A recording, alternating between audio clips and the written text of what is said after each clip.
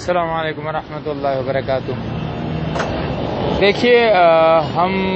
بحیثیت مسلمان اس بات کو سمجھتے ہیں اور یقین رکھتے ہیں کہ چاروں امام برحق ہیں اور چاروں امام کی اقتداء کرنے والے لوگ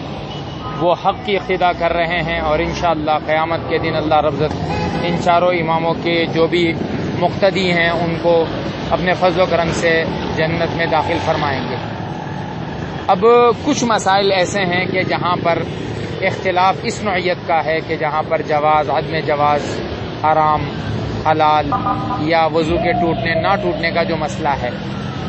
تو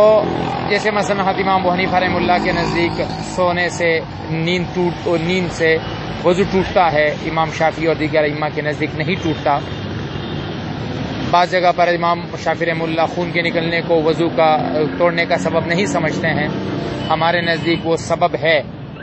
تو اگر کہیں پر ایسا ہے کہ مجھے معلوم ہے کہ جو میرا امام شافعی ہے، جو میرا شافعی امام ہے،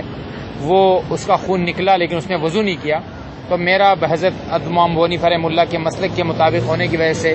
میری نماز اس کے پیچھے ٹھیک نہیں ہوگی۔ لیکن اگر ایک امام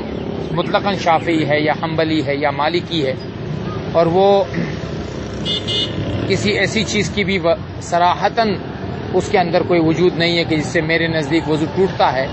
تو اس کے پیچھے میری نماز، میری مسجد میں بھی، حرم میں بھی، عرفات میں بھی، ہر جگہ اس کے پیچھے میری نماز ہو جائے گی اور انشاءاللہ اللہ کے ہاں مقبول